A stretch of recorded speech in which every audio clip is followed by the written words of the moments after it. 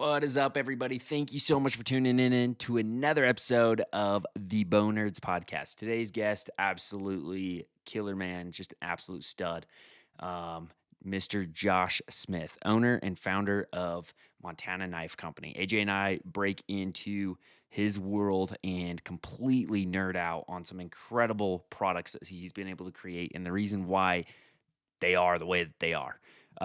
And without ruining the rest of this podcast, let's just get straight to it. It's a complete killer episode. So we just appreciate all of you guys. We appreciate your support. Absolutely appreciate it. So yeah, let's get right to it and get talking with the one and only Josh Smith. What's up, everybody? AJ here. You got Brax in the studio today, and we've got a special guest. Josh Smith of Montana Knife Company is here with us. Josh, former lineman, blade smith extraordinaire, and the founder of Montana Knife Company. So, Josh, thanks for jumping on with us. Yeah, no problem. Thanks for having me. Yeah, so Josh, you guys have Montana Knife Company, big fan. You guys, I mean, you've been doing the podcast circuit here, so I know you've been making some rounds. But just why don't you tell everybody like a little bit about, because you've been making your own custom knives for a long time, but like what was some of what were some of the things that you really wanted to accomplish with Montana Knife Company specifically?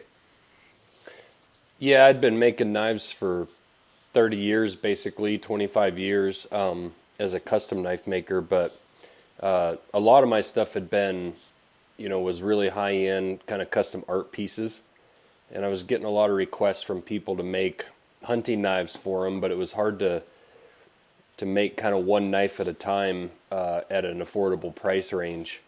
But when I looked around, I didn't see, when I would go through stores, I'd look at their hunting knife selection, and I just didn't personally see anything in there that I felt was really like a legit hunting knife made the way that a custom knife maker would make it for someone buying it in a store.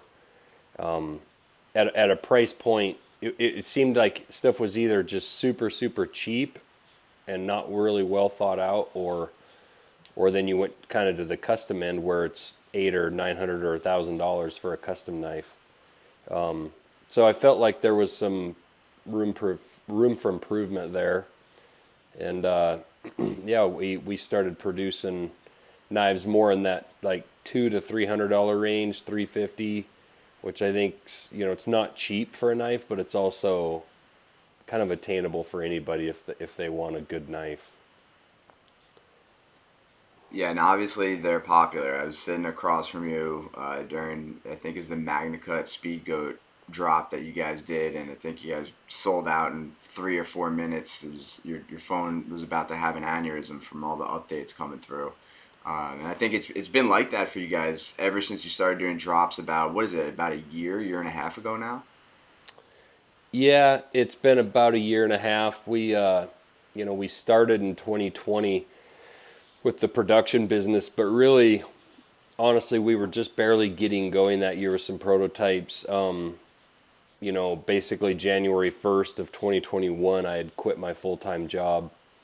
And, even that first quarter of that year, we didn't have a lot of stuff available for drops. We were just learning how to produce knives faster, and then honestly procuring steel and stuff like that was a challenge. So yeah, about halfway through last year, we really kind of had hit our stride, and then this year we've been a lot more kind of on our game with dropping knives more frequently. But it's been wild, and it's just been quite an honor. It's been it's just been kind of a rocket ship, but it's I'm honored by all the people. I mean, I get DMs and messages every single day of people using our knives. Right now it's like turkey season or bear season and fishing, and it just amazes me how many people are using our stuff, and it seems like people are loving it. Yeah, I mean, you guys definitely have. Oops, sorry. Go ahead, Brax. Oh, you're good. The last few drops you've had, I've always been late to the party, and so I now have since turned on notifications on Instagram, so that way I know right away. Yeah. when you guys drop, because I mean, even if you're 30 seconds after a post, it's too late to check out. Yeah, and we're working on that. I mean, we've got more and more numbers of knives. Plus, we've had several drops of some of these. So, I think our stone or our super cub we just did was more like 30 minutes, so it wasn't so bad. I didn't. It's really hard to anticipate when you come out with a new model the demand, and we'd come out with our little mini speed goat knife. Yeah, and that thing went in like 45 seconds. But it's just, I don't know if people really understand or believe it, but it's all kind of a shock to us, and it's also like, these knives don't get produced overnight. So if you see a huge spike in demand for something you're doing today, it takes months to kind of implement and build that many knives to respond to that. We are not stamping these out, and it's not like it's a huge factory, so we just don't turn the super machine up and crank more out next week. It takes time to kind of react to the market. Well, So and I'll give you and your partner Brandon, who we're gonna have to have Brandon on here one day, Brax, because he's been absolutely killing just getting your guys' content and photos, and that's one of the things. Like, I mean, I think it goes to speak to also your reputation in the industry, because there's a lot of knife makers and there's a lot of kind of on the cheap end of hunting knives, like a lot of cookie cutter stuff. But your guys' stuff definitely stands out, both from, I mean, quality once you get it, but also just scrolling through social media. I mean, you guys do such a good job of the content you're putting out there and just making it catching, and Brandon's been just crushing that. well, and thanks to people, we've got people like you too that are taking killer photos, so that doesn't hurt. I You jumped know, on much later though. You guys were already selling out before I got involved. yeah, and Brandon does. He's an incredible photographer for sure. He really knows what he's doing. He's an amazing marketing guy. So it helps to have a good product. Shoot it well. Yeah, and thing with our knives again, like they're simple. They're not super super fancy. I did that on purpose. I wasn't trying to like dazzle people with bells and whistles. Yeah, there's a Magna Cut Blackfoot right there. This is my favorite one. Yeah, that's awesome. I Yeah, yeah. it. You know, the thing is, so many companies out there were making like thicker edges, thicker blades because they're worried about blades breaking. And I just felt like, I'd have so many people come in my shop and say, I can't sharpen knives. I suck at sharpening, blah, blah, blah. Well, then they'd hand me the knife, and it's like, well, you never really had a chance to sharpen that thing on a stone. The edge is thick, the steel is super, super hard, and you've got this half-ass stone at home, and you can't even hardly touch the thing. And I'd have to go to my belt grinder to fix it. And I just felt like if we were making knives the way that we made our custom knives, and a lot of custom knife makers are doing this, where blades are heat treated correctly, the edges are ground thin. Now, you take that knife right there and you go try to pry something with the tip of it, the tip's going to snap off. Like, we're not making knives that are indestructible. That knife's made to cut. It's made to cut and use in that way. And it feels like some of these factory knives, they're worried about you breaking the tip off and being mad as a customer. So they make the blade so thick and heavy, and then it now doesn't cut well. And 90% of people that buy a knife, they actually do usually use those knives, especially if it's not a $20 knife. They're being respectful of it, and they're using it for what it's intended for. Yeah, and that's definitely a big difference. I think I was that guy that was afraid to like sharpen my knives because I was just gonna take the edge off. But just using a flat stone and talking to you, like, you're definitely able to just put a little bit more edge on there just easily. And I suck at sharpening. Yeah, and if you, like, I tell people to get on our YouTube, and we're going to be doing some more of this stuff, but get on our YouTube and watch how I teach someone, to sharpen a knife. And it really is relatively simple if you have maybe the right stone and definitely the right knife, you know. And then we also sharpen our knives for free for life. So if people ship their knife in, we'll resharpen it and send it back. I had one in yesterday. You could actually tell it had been kind of abused. I was able to get it kind of clean up the edge, and it went back to him like he bought it out of the box. And so, I don't expect people to want to send their knife in after every single time it gets dull. But, I tell people, send them in the summer before hunting season, get them dialed in, and then unless you're like really using the hell out of that thing, there shouldn't be any reason that knife doesn't make it through hunting season. Maybe a few touch-ups here and there, but you ought to be able to get through hunting season and then send it back to us, and we'll totally dial it in again, That's awesome. I didn't know you guys sharpened it for life.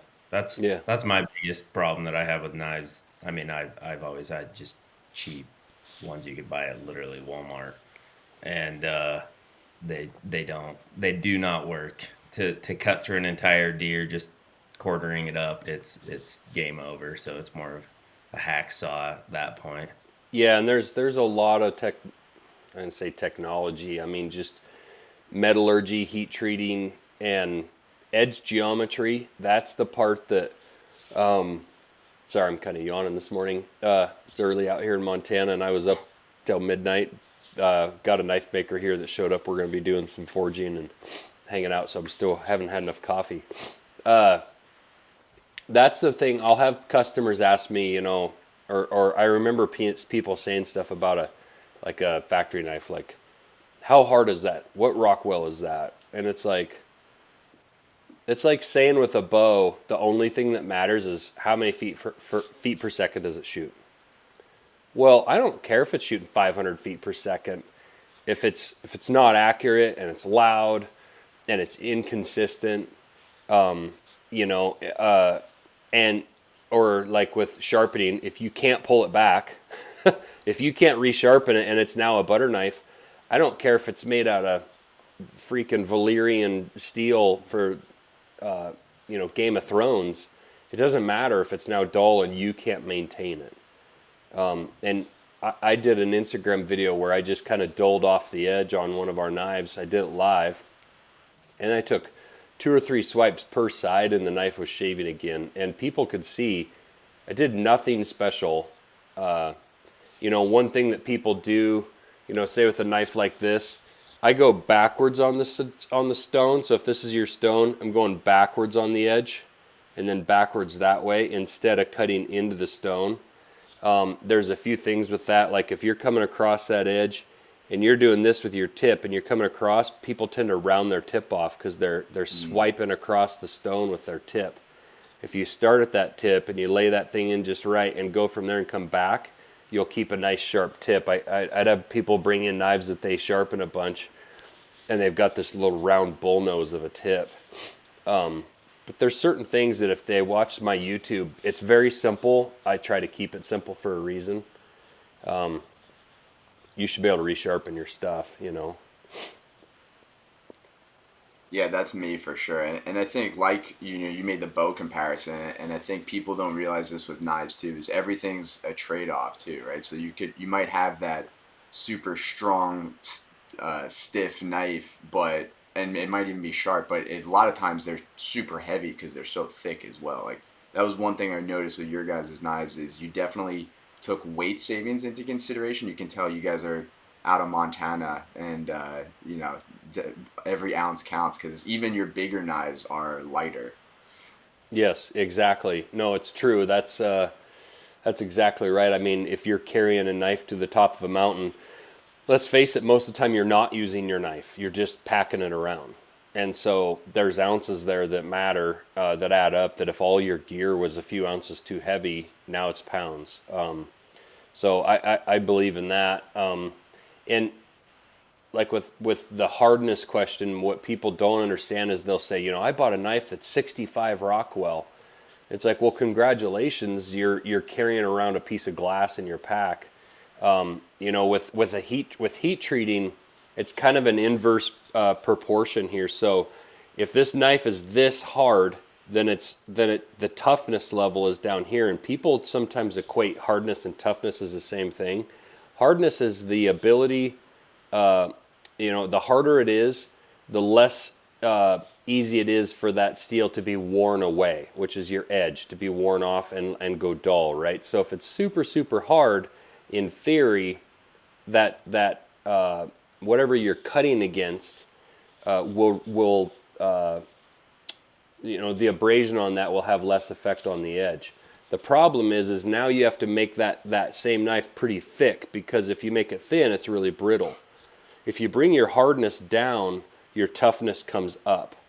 Now, if you go too far in the other direction, now your hardness is here. You have this soft knife, but it's unbreakable, right? It'll bend. You can bend it back and forth and whatever, and it's not going to break, but it's soft, and it won't hold up to much abuse. The trick is to find the nice balance of that hardness and softness, and maybe it's somewhere in here, but those two scales shouldn't be completely out of whack.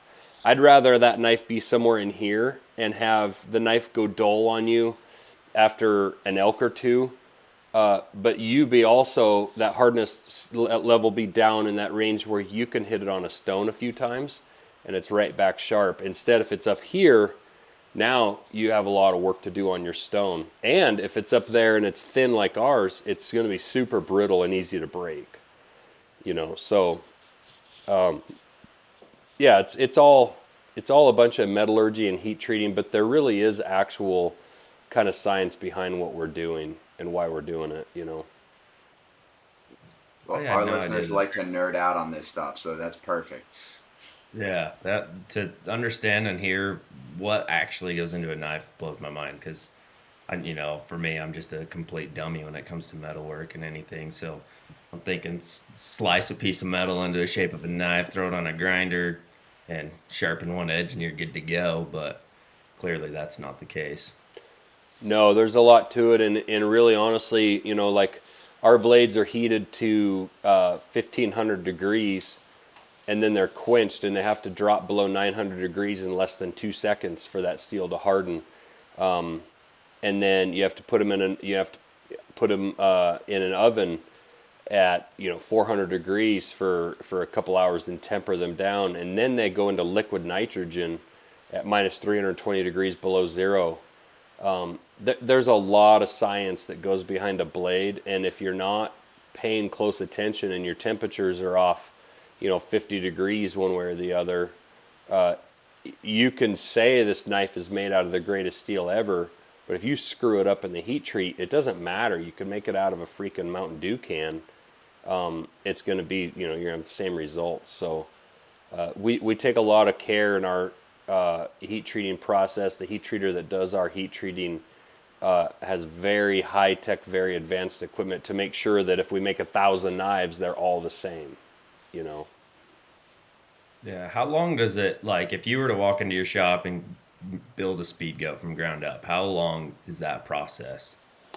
If I'm doing it as a custom knife maker, I could build a speed goat in a day and a half. It's hard to say because the heat treating process does have like heating and cooling times, and like the tempering process in the oven is really about a 4-hour process. It's heated up to that 400 degree range, like 400 or 375 twice for 2 hours. So now you're talking, you just lost 4 hours of your day sitting there staring at it in an oven.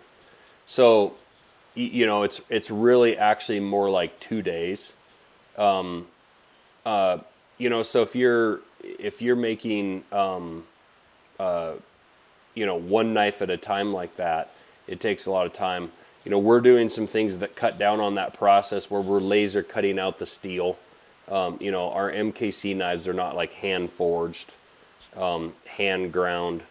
I grind samples, and then our blade grinding machines, we match those hand ground samples to that blade grinding machine, and then it grinds. Every single blade is ground the exact same, and that just takes away the human element. If I was hiring someone to sit here and grind 2,000 speed goats, you're going to have the human element involved, and you're going to get some people that are really unhappy because there's some inconsistency. And like AJ said, our blades are super thin. So there's a fine line between thin and too thin, or thin and not thin enough.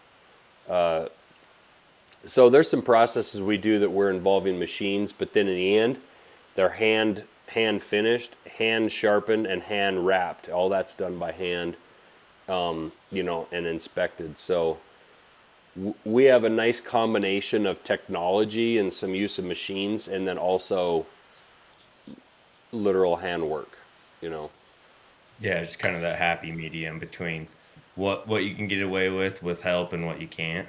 Yeah, if I hand make that speed goat, it'd be hard for me to make a living and make that thing for less than like $400, $400 or $500 by the time you figure in time and materials. In your shop, if you're a custom knife maker and you're not charging at least $50 an hour, you're not making a decent living. I really figure it should be closer to $100 an hour, because what custom knife makers don't think about, they're like, oh, I'm charging $20 an hour, and then I figure a little materials into my knife. The problem is custom knife makers aren't thinking about retirement, healthcare, the cost of turning your lights on in your shop, business insurance. There's like a lot of stuff that comes off your overhead that you don't think about. So if you're charging $100 an hour, by the time you figure all that stuff in, you're really lucky if you're making 30 or $40 an hour. So I say you got to be at least charging 50. Well, if that knife takes me even 1 10-hour day, start to finish, done with a sheath, that's a $500 knife. And so that's kind of the point. I was doing that stuff, and I just was figuring out, like, I can't make a living making one hunting knife at a time. And nobody really wants to pay $500 or $600 for a paracord wrapped blade, right? We're charging $225, and that's still not a cheap knife. I mean, that's still someone's making somewhat of an investment in that. But that kind of shows you why we're doing the MKC knives the way we are.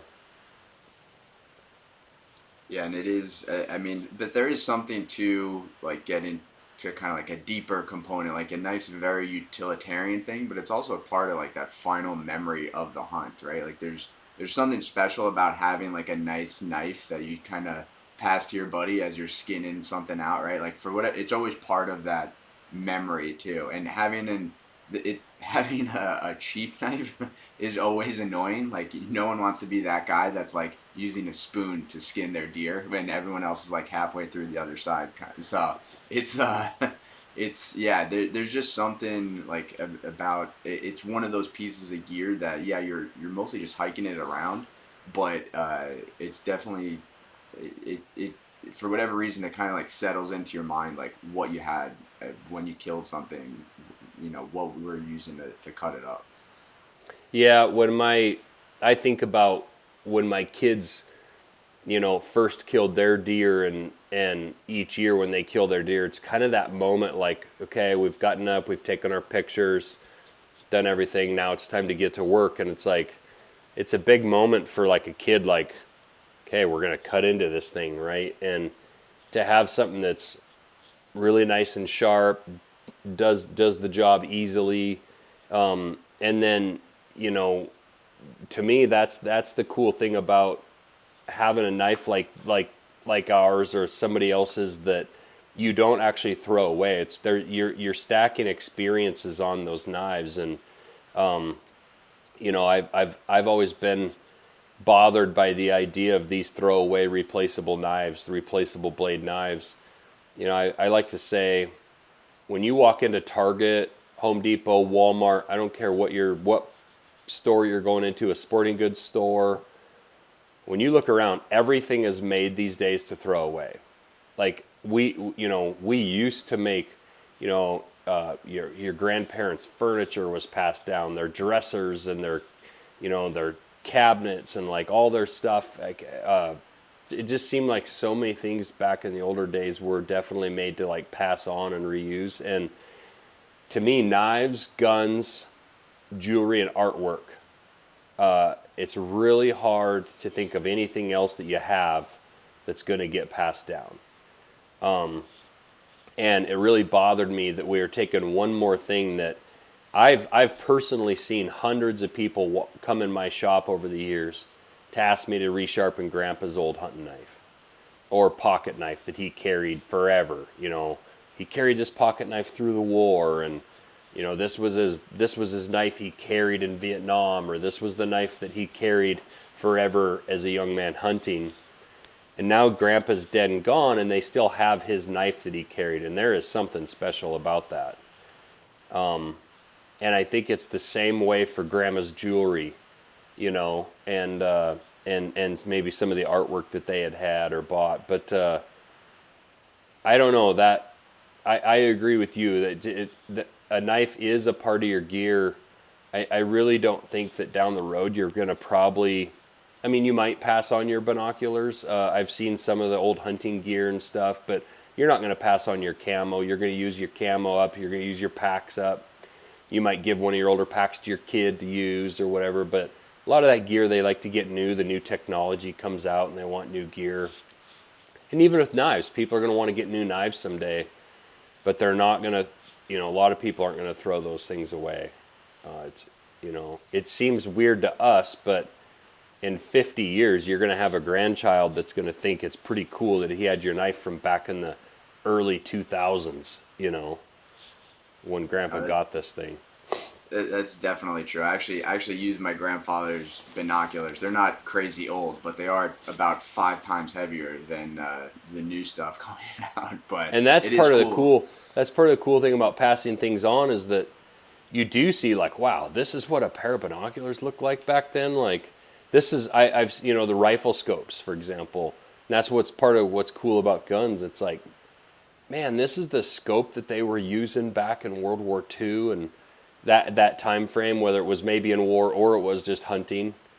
It's like, man, that thing's like barely better than the human eye. Like, no wonder they shot iron sights. You know? Yeah, I've got a knife my grandpa gave me.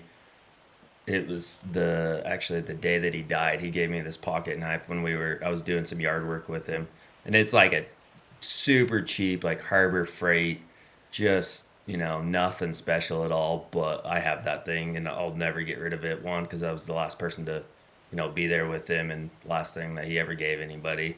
And so, yeah, the nostalgia of a knife or an object from somebody that's passed on is something special for sure. That's such a great point too. Like I tell people, it doesn't matter if it's the cheapest factory knife or, you know, a custom knife your grandpa literally made. It doesn't matter to the person who has it. It was the fact that it was their knife. You know, I've sharpened old buck knives and old timers and, you know, old charades and you name it. I've sharpened them for people, and the brand and all that doesn't matter. Yeah, it is cool now and then when you'll see somebody come through with a knife that's actually also collectible. But like to your point, it doesn't matter whose knife it was. It's the fact that it was his and he gave it to you, you know? Yeah. So Josh, speaking of knives now, so you guys have, I mean, your line is expanding all the time. They definitely got like a unique look. We talked about the weight and everything. You know, with you guys are getting a lot more supply in, and I think you said that the last run of Super Cubs lasted like 30 minutes. Actually, I had someone message me that they were able to get 4 of your knives on separate drops, and I think that guy's like a unicorn. I don't know what internet provider that guy has, but yeah, he's winning for sure. But if somebody was like holding out, like let's say, you know, we can go through kind of the scenarios. Like you've got your Western hunter, your Eastern whitetail guy. You know, if they were holding out, like I'm setting my calendar. You know, I need to make this drop. Like, you know, what knife would you recommend for like that hardcore Western mountain hunter, and then also your let's say you're dedicated kind of tree stand guy on the East Coast. Yeah, and I think that's a good point that it really actually, you know, I kind of very often I just get the generic question of what knife should I buy? What's the best knife that you guys make that I should buy, right? For my husband or for myself or whatever. And totally dependent on what you're doing. I've designed each knife for a reason. I don't just make them just to make them. There usually is at least a particular job or something that each knife does that they were kind of designed for, assuming that there's someone out there looking for a knife to do that job. I always tell people, I launched the company with our Blackfoot knife. That's that Magna Cut one that you just had out there. The reason that I launched the knife or the company with that knife is I grew up in the Blackfoot River Valley here in Montana. We fished, we hunted deer, we hunted upland birds, we hunted, then bear and elk, moose, and there's some varmint hunting or whatever, coyotes. Pretty much everything that you can kind of think of we have, other than caribou or something like that, or any African stuff. But we have really a general range of animals we can hunt. And to me, that knife will kind of do it all. And the reason I also built that knife the way I did with the size I did is I don't actually really believe that you need a big, huge hunting knife. You really are carrying it a lot without using it. And if the knife is heat treated right and has the right edge geometry, you don't need all that extra blade, in my opinion. And now again, if you're doing more bushcrafty stuff and chopping and whatnot, that's a whole different story. So what I like about that knife is it actually has a really good tip on it.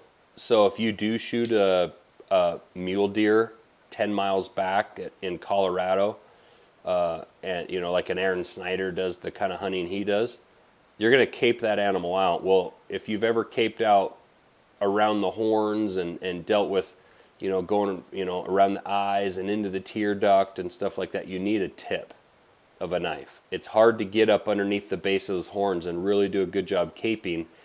And that skin is super tight around those base of those horns. You got to get in there at the tip and just really work slow and go around that. So you need a tip of a knife. And there's a lot of other jobs where you kind of need a tip. But that blade also has enough blade to it, enough belly. Even if it's an elk, you can skin that whole elk. You can take the back straps out of it. You can debone that whole elk. Now, again, if you just had an elk hanging in your shop, is that the knife that I would give you to skin it? Probably not, Is that the knife I'd give you to cut that elk up entirely? Probably not. But if you're going to carry that knife for miles and miles and miles and then not sure what you're going to encounter, because next weekend you could literally be fly fishing and need a knife for trout and, or pheasant hunting or grouse hunting or dove hunting, right? And breasting out a duck. So that knife will do it all. It's light, which I like, all that stuff. Now, that being said, if you're a deer hunter in a tree stand, or you're shooting some big game and the weight's not really a factor, you're probably going to have your truck pretty close where you're going to maybe even be able to load that deer whole or whatever. I think our Stonewall is a great next step, where the Stonewall knife, man, look at you. It's like a Montana Knife Company store. I didn't even plan this, actually. My room is a mess, and this is the only wall that I could point the camera towards. It just happens to have all knives and guns on it. I love it. I love it. We should be sponsoring you. But that knife has a lot more belly, as you can see, and that blade's a little longer than the Blackfoot. It still has enough tip that you could actually use that knife, but you can see the size difference there. It's pretty considerable.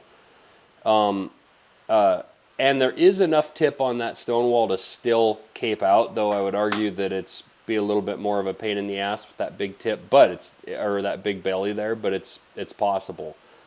But that knife is a fantastic knife for skinning an elk, or a moose or a brown bear or whatever.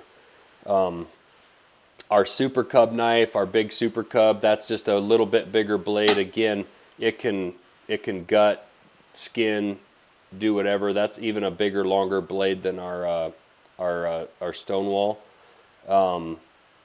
And you see more of the bushcrafty people that maybe want to chop a little bit of wood, stuff like that. And some people they have big hands, bigger than I have what I consider kind of average sized hands. And I'll have people just like, I don't want to hold on to that little Blackfoot. It's too small. They want to grab something, a bigger blade. And you can do heavier work with that knife. So, And it's got that tang to it. Am I using the right terminology? guard. Guard, yeah. Yep, got a little bit of a guard. So if you are chopping, and to me you should have that if it's a knife that you're going to be striking something. If you go to strike something and your tip hangs up or hits on something, and your hand all of a sudden kind of lunges forward on that handle, you want to keep something to keep your hand off of the tip or off of the edge of that knife. And then obviously to the other side of it, we have our Speed Goat, which is just a super light packing knife, paracord wrapped. You can actually unwrap that handle and use that paracord to tie up an animal on your pack or to guy out your tent, fix your boot lace, restring a boot lace in your boot if it breaks and you're hiking 10 miles in. That's really handy. And then we also have our bear tooth knife. Man, you got them all. That's just a full-on. We developed that with Cole Kramer in Alaska for fleshing hides. There's obviously not much tip. The tip is actually kind of up and out of the way, and that knife is designed to just have a lot of edge. There is enough tip there if you had to do something with your tip, you could, but it's not what it's there for, really. And this thing's actually crazy light for how big it is. I've actually been using this in Florida as kind of like a mini machete for hacking down palmettos and stuff when I need to clear a path. But yeah. I don't know. I don't think you designed it for that, but it's been working.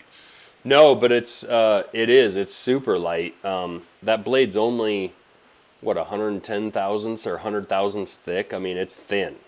That's thinner than our Stonewall and our Super Cub. It's flexible. But that was what Cole was doing is he'll set up a big long board with the hide kind of going down kind of between his legs down towards the floor.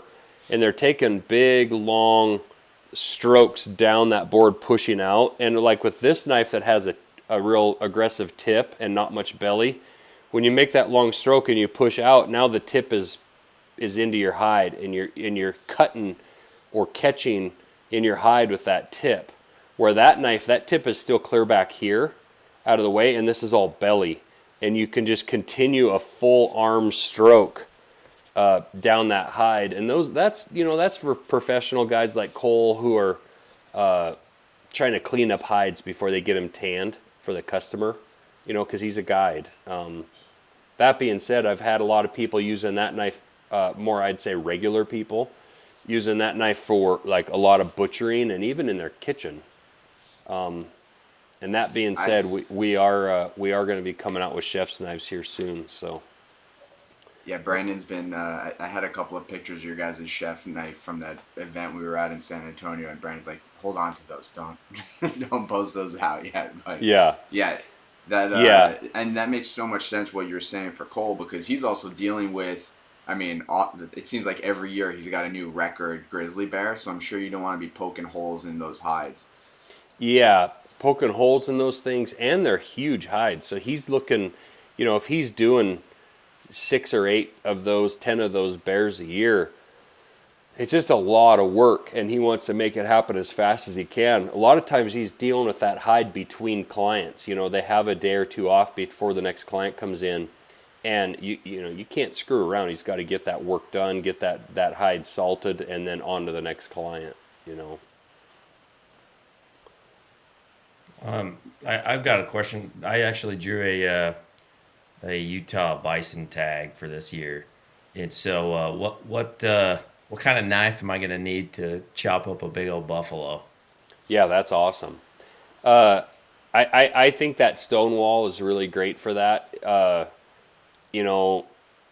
Ideally, if you're butchering the thing, like I even think that big bear tooth knife would be pretty sweet to have for like butchering and skinning that whole buffalo. But if it's somewhat of a pack in, hike in, a lot of work in the field type thing, I think that bear tooth can be a little big to have to pack around and carry. Even though it is light, like you could have that thing in your pack and it actually wouldn't really, and you're probably not packing in for days when you're doing that. But at least the bison hunts around here, you're really not. But, a little bigger knife like that Stonewall, I think is a great one for that. That's Yeah. pretty cool. You got, is that going to be a hunt that you actually like pack in camp, or is it kind of from your truck every day? I'm actually going to stay in a little motel because it's going to be dead middle of January and temperatures are going to be below zero every day, most likely. So Yeah. it's gonna be a cold one, but yeah, it's archery and it's I shouldn't have drawn. I only had 4 points, so I'm sure I'm going to upset a lot of people that I got a tag, but you know, it'll be. Where do you live now? Where are you located? I'm in northern Utah, so just south of Salt Oh, Lake. So okay, not so too you're right there. No, that's awesome, dude. That's a lot of meat. That'll Yeah. be that'll be pretty rad, and it's a bull tag. Yeah, it's a archer's choice, so cow or bull, but clearly going for a bull. Probably pass up on all the cows unless it's the last evening.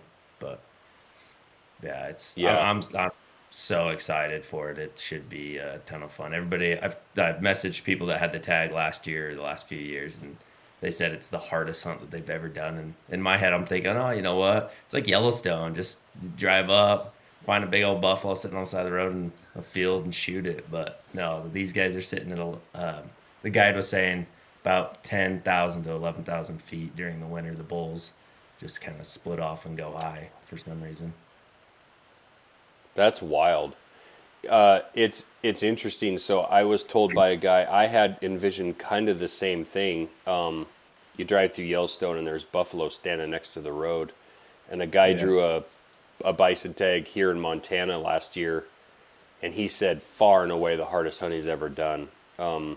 He was kind of miles in, and then he shot this bison, and that's a lot of meat to pack out. And same thing, like you said, it was like a January tag. It was super cold. The body of the buffalo had basically frozen by the time they came back in the next day to get meat out, and so now you're dealing with totally stiff frozen meat. He said Jeez. it was just a bitch. Yeah. Hike a chainsaw in That's with you. one thing I'm not looking forward to is the cold. But luckily we do have access because I am hiring a guide. Just I want to make sure I get the best opportunity. Uh, but he's got horses, so I'll have access to some horses in case we get it down in a bad hole.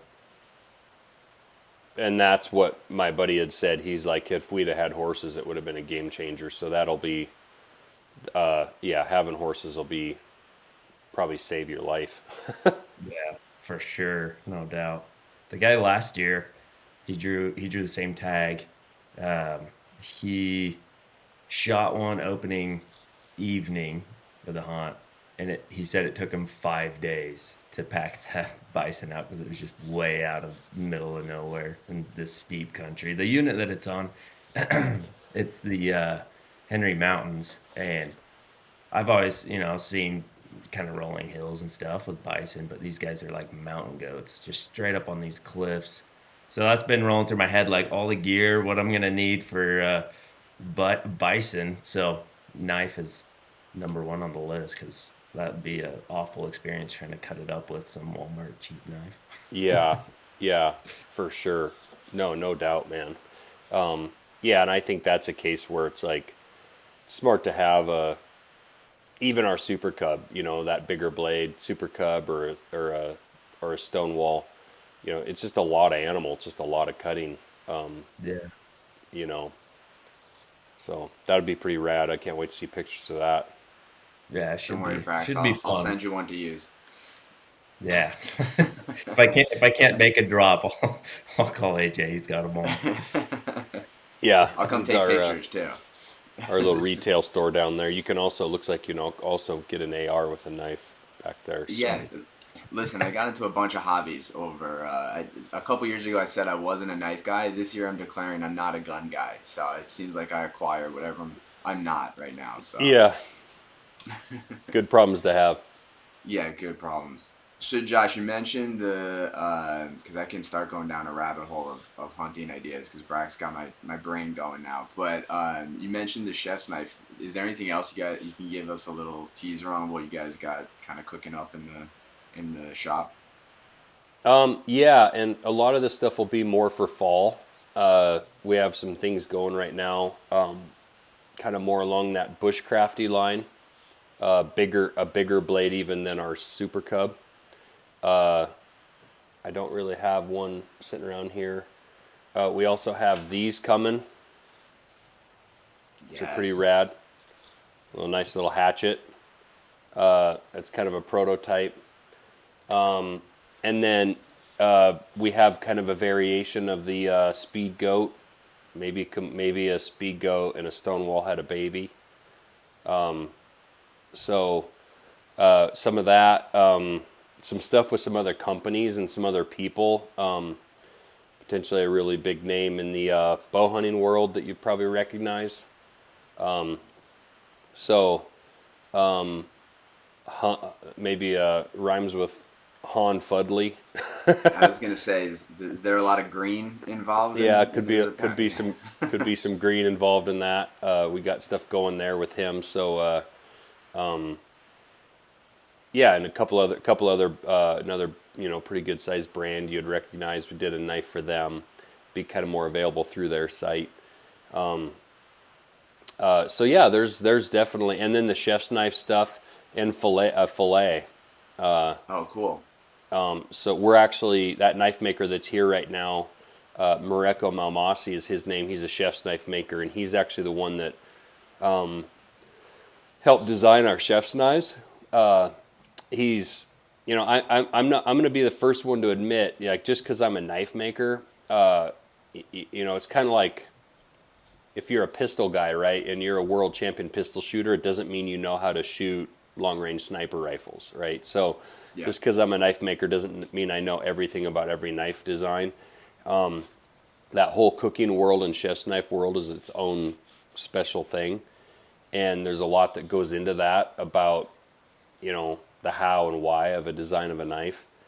So Mareko helped design all that, and so he's here this week to help kind of shoot some content around all these new knives. So we are actually getting really close to having some of those launched. So that's really exciting. And even the pictures Brandon showed you, there's some things that have changed that make a very stark change. If you're a guy shooting pictures of them, it's going to be, I think they're going to be rad to shoot. So I'm pretty excited about those.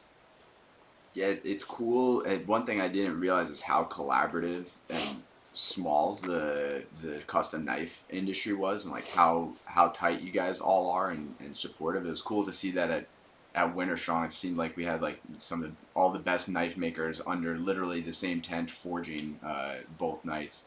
But Yeah. I saw you guys did that collaboration with Half Face Blades recently, and been doing some other stuff. It's super cool to see that.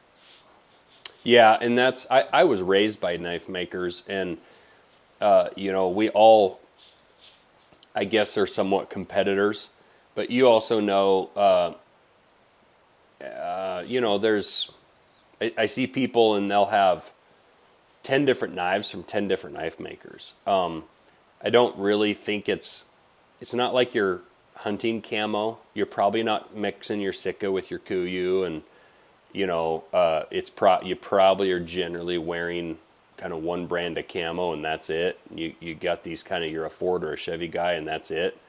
Where with knives, I think you're really collecting the knives, but also the makers, and there's different styles, and you can really I think guns are very similar to that. Obviously, there's lots of different styles of guns, and you can buy different manufacturers.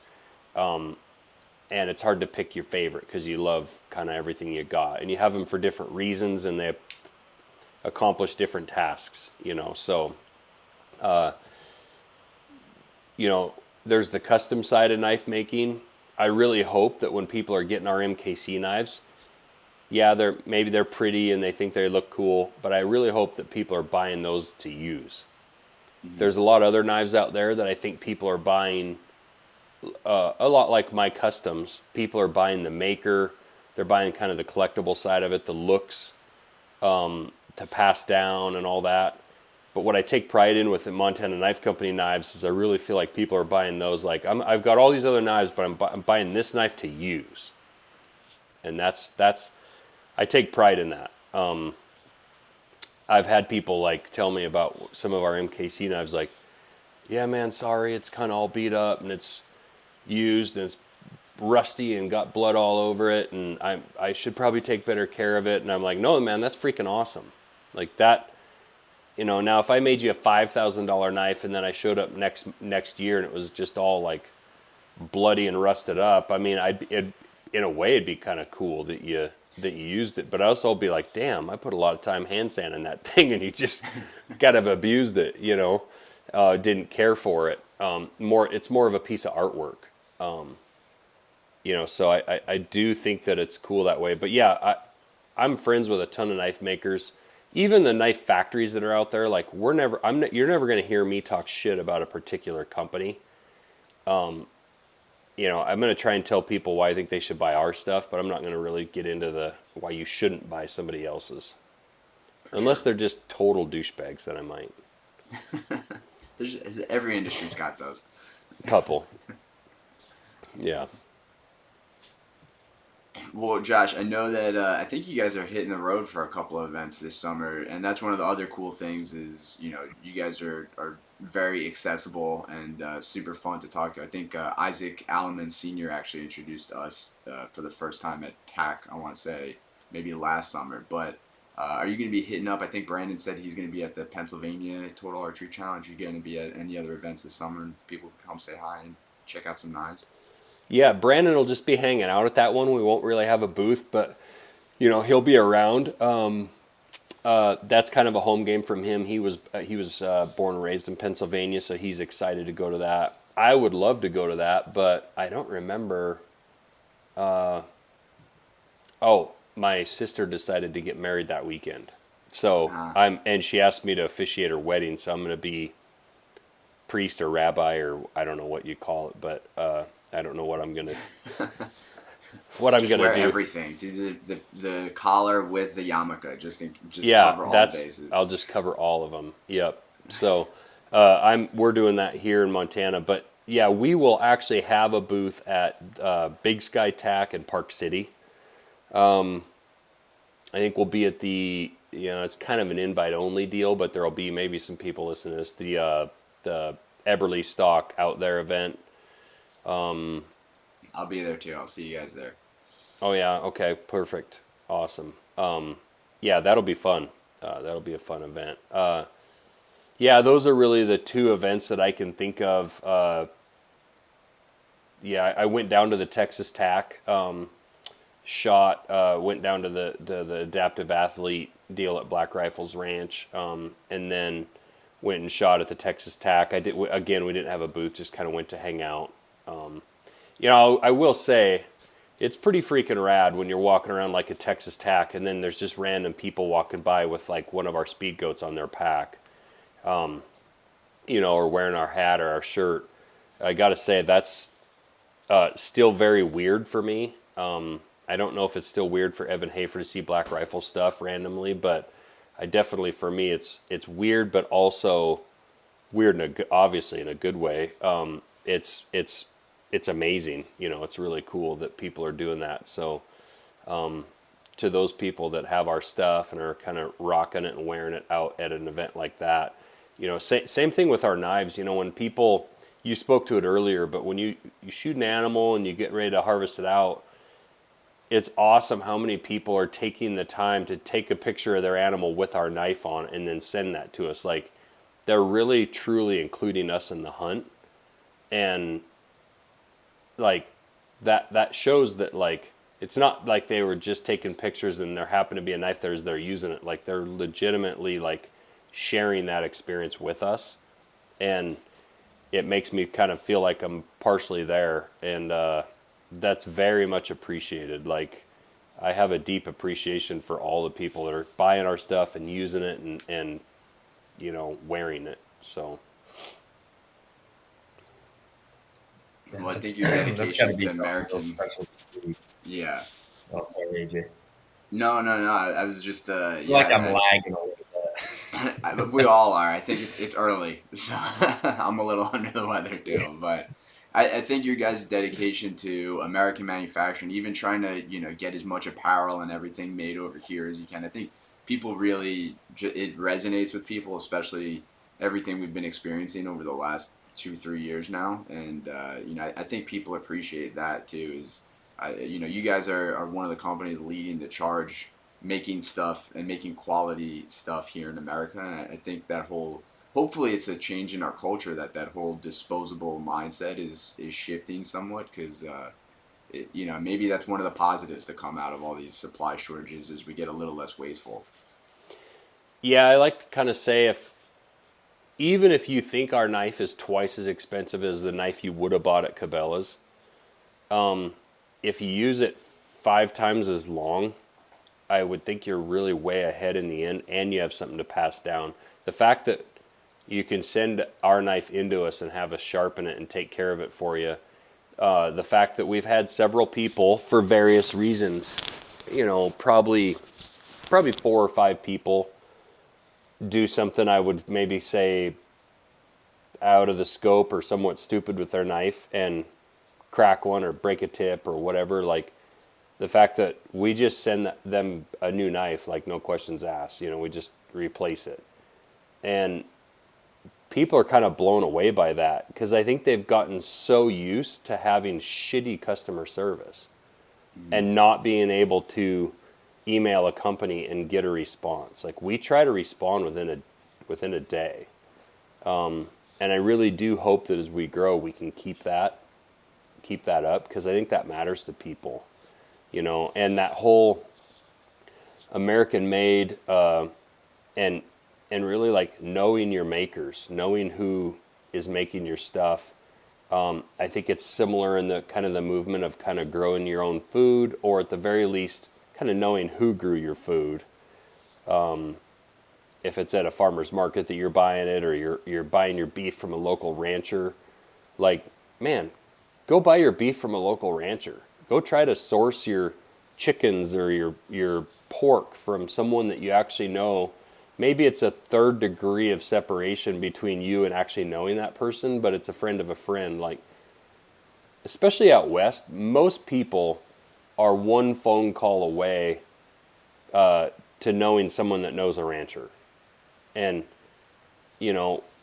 that helps that rancher because he can now sell you some beef and it's not going through a packing house and he's getting, dinged on the price of his meat of the animal he grew. Like, and it's good for you because it was literally maybe grown in the valley you live in versus going to a, Walmart and buying steaks and like, who knows where that meat's coming from or if it's even coming from the U.S., So I agree. It feels like there's kind of a shift in society, especially with the supply chain issues and people just being tired of shitty quality.